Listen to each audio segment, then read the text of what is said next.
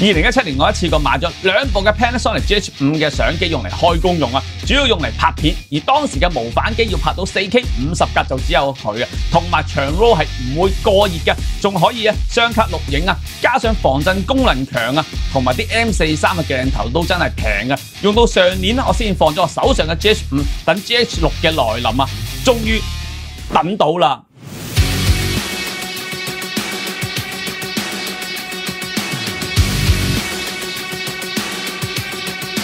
！Hello， 我係程志美，今次我就會實測下呢一部 Panasonic GH6嘅相機啊 ！Let's go，Let's I 介紹翻呢一部嘅 GH6咧，係一部M43嘅相機，採用全新嘅2520萬像素嘅 sensor， 重量係823克，機身係有防塵防水滴嘅設計，內置咧係有一個散熱嘅風扇啦，雙卡槽嘅設計，機身係有 Mic In、Headphone Out、HDMI Type A 嘅輸出，同埋一個 USB Type C 嘅插頭，可作供電之用啊！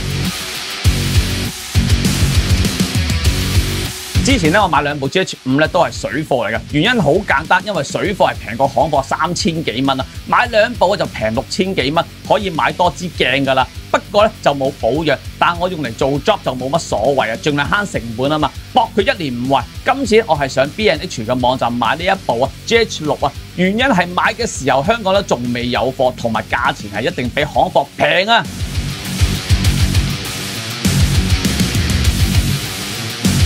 呢部 GH6咧最吸引我係可以拍到5.7K 50格嘅畫面啦，4K 最高拍到120格，高清係可以拍到300格添。另外拍5.7K 25格咧，內錄係可以用呢個 ProRes 42 HQ 去記錄嘅，令到後製空間更廣啊！做一個自己扮 Matrix 先。點樣自己扮 Matrix 啊？睇住啦！哇！你真係打落去喎！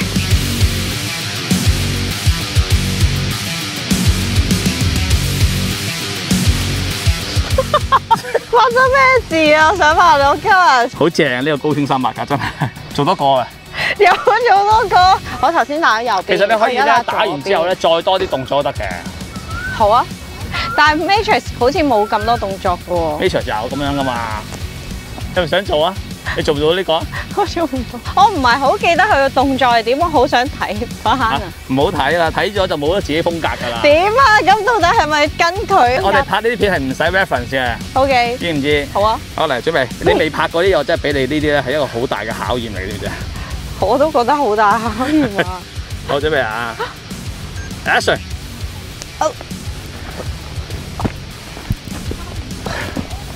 點解你要咁對我？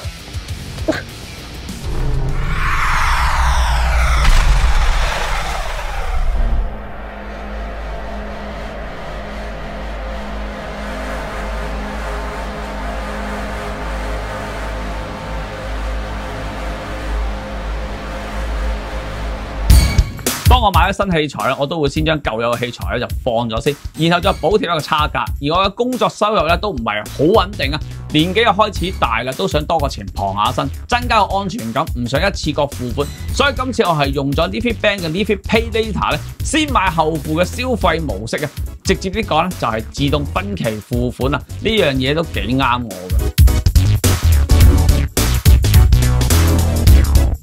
再慢少少，清新啲、優雅啲嘅。好啊。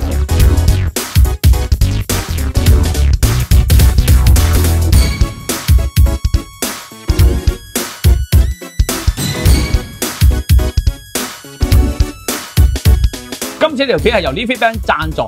講翻呢一部 GH6啊，今次我係用咗呢一支Lumix 嘅10-25 1.7光圈嘅鏡頭去做測試嘅。呢一支鏡大概我3年前買嘅，買嘅原因咧，因為貪佢大光圈咧，10-25嘅焦距咧都算係好好用嘅。而之前咧，我用 GH5 加埋呢一支鏡拍片嘅自動對焦都算係叫做 OK 嘅，同埋當時相信咧將來出 GH6 個對焦應該會再好啲噶嘛，咁啊所以就買咗佢啦。而上年就出咗另一支Lumix 嘅25-50mm 1.7光圈嘅鏡頭，呢支鏡我相信咧可能或者我都會入嘅，例如拍一啲訪問啊、短片，帶2支鏡基本上都夠用噶啦。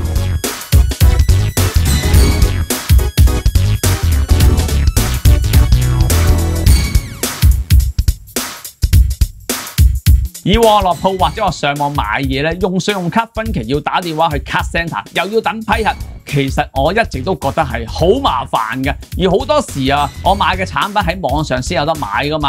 今次咧我就試用呢個 Livi Pay Later， 覺得咧好方便同埋靈活啊！任何消費介乎100蚊至到5萬蚊咧，都可以一簽自動分期，3至36個月嘅期數任你揀。推廣期內咧3個月仲要免息添。另外咧每月嘅還款都係通過 Livi Save 嘅戶口啊，自動還款啊，咁就唔使怕唔記得還款啦。另外咧買 gadget 嘢之前咧都要好清楚自己每月還幾多錢啊，衡量下自己有冇呢個能力先啊，咁啊再決定點樣去分期。而 Livi Bank 嘅網站同埋個 app 咧都有個 Livi Pay Later 分期計算器嘅，要還幾多錢咧就一目了然啦。Livi Pay Later 嘅每月嘅手續費係低至0.2%。例如今次我買呢一部啊 GH6 啊，機價連埋運費係美金2234元啊，即大約港幣17495元。咁我揀咗做12個月分期啊，每個月嘅係還啊1492元9角1仙，包括埋啊每個月嘅手續費34元9角9仙。推廣期內首3個月仲要免息添，同埋3個月連埋34元9角9仙都唔使俾啊，咁樣計法都差唔多慳咗100蚊啊！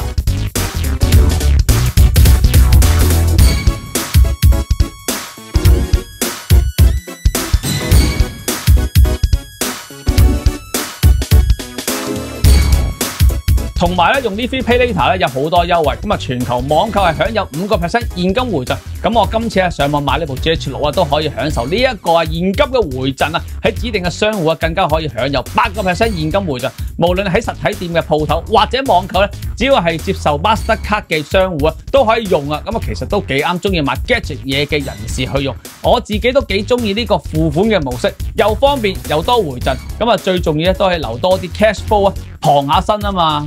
記得啦，而家用我呢個邀請碼 Sir 井200成功開戶啊，即有200蚊嘅迎新獎賞啊！開戶嘅時候記得 click 埋申請 Livi Pay Later， 全程由申請至到批核都係喺 App 上面搞掂嘅，非常方便。最後都係嗰句啦，要買得開心，最緊要係理性消費同埋衡量下自己有冇還款嘅能力，祝身體健康。好，行翻埋少少啊，近啲，懟埋呢個頭。哇，咁啊唔好咁樣。嗱 OK 喎，呢個可以試埋個對焦嚟一次，3、2、1。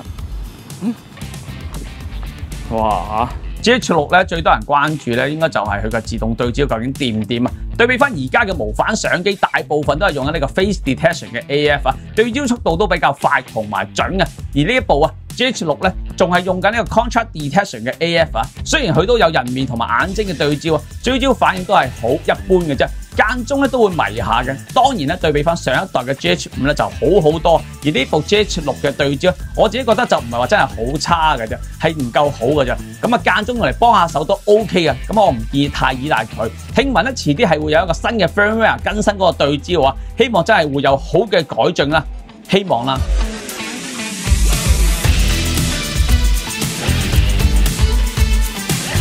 部 GH6 拍 4K 120格係用唔到呢個連續追焦同埋呢個人面及眼睛對焦嘅，只可以錄影前咧半按快門咧做一個單次嘅對焦嘅啫。但係一拍 4K 100格10:420 Long 角咧就可以用到呢個連續追焦同埋呢個 tracking 追焦嘅，幾靚喎！你冇事啊嘛今日？你個精神狀態好似有啲問題喎。係有少少今日做咩？唔係，我成日都覺得你應該控制下自己，因為你見到我就係咁樣。嚇！我見到你咁樣喎，咁樣喎，係啊，啲無傷嗰啲。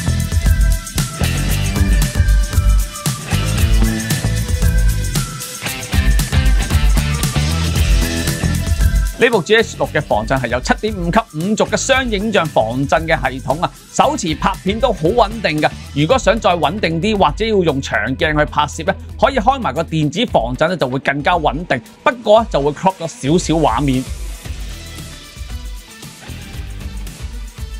周圍行下啦，傾下偈啦。好啊。有咩傾啊？太家傾。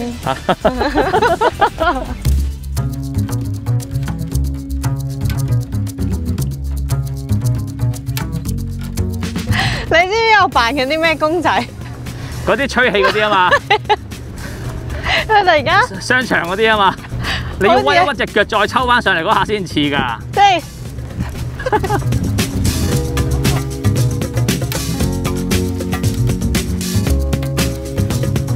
部 GH6 咧，我幾欣賞就係呢一個芒係可以揭背式咁將個芒反上嚟，亦都係一個側揭式嘅全反芒，喺一啲窄嘅位置同埋高角度嘅拍攝都會好方便嘅。我強烈建議其他廠家都應該參考下呢個芒嘅設計。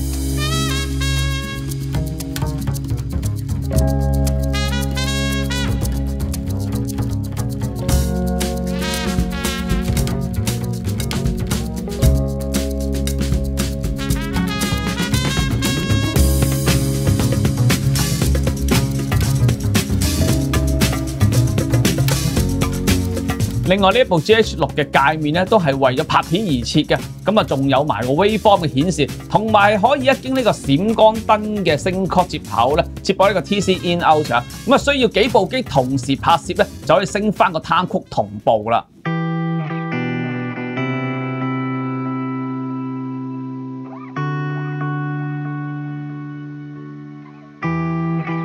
呢部 GH6 除咗可以拍 Vlog 之外，其實部機同上一代 GH5 一樣內置顏色嘅設定都好靚嘅，好多時我都會直接用嚟拍片，呢一樣嘢都係 GH 系列嘅一大特色。部 GH6 係有兩個卡槽嘅，一個CF Express Type B 同埋一個 SD 卡嘅，可以雙卡同步錄影，但係我會建議主要用 CF Express Type B 嘅卡去錄影嘅，原因係 GH6 嘅所有嘅錄影 format 嘅要求嘅速度都可以支援到。雖然部機某一啲 format 係支援到 V90 速度嘅 SD 卡去記錄嘅，但係拍攝嘅時候我都出現過一啲 error， 唔知係咪 SD 卡寫入嘅速度唔夠快定係部機係有問題嘅。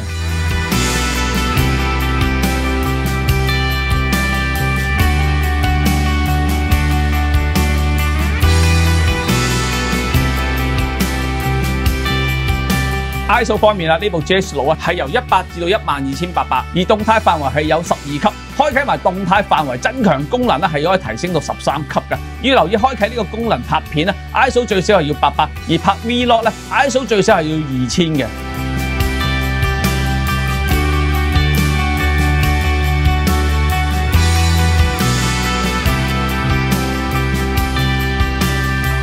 我將部 GH6 喺一個室內嘅環境做過熱嘅測試，分別用 5.7K 25格 ProRes 42 HQ 同埋 4K 50格42 All-I 去做錄影，兩次嘅測試都係錄爆咗張640GB CF Express Type B 嘅記憶卡，期間係冇出現過過熱停機。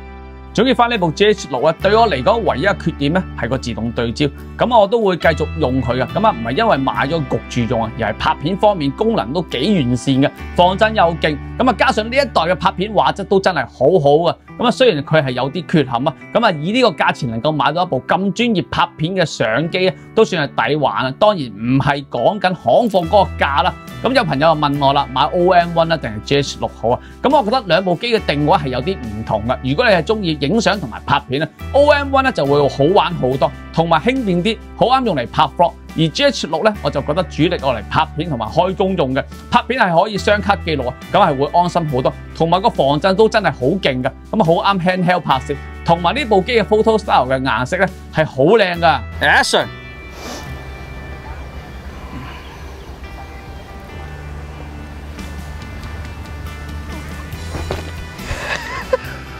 喂，你呢啲片得唔得㗎？搞到我俾人笑嗰陣，佢心諗我睇完 Matrix 唔係咁嘅喎。我想同你講有人笑你係你嘅福氣嚟嘅。如果冇人笑你，你就咁我都有福嘅。係啦，你都有福嘅。有腹肌嘅。未得，而家對。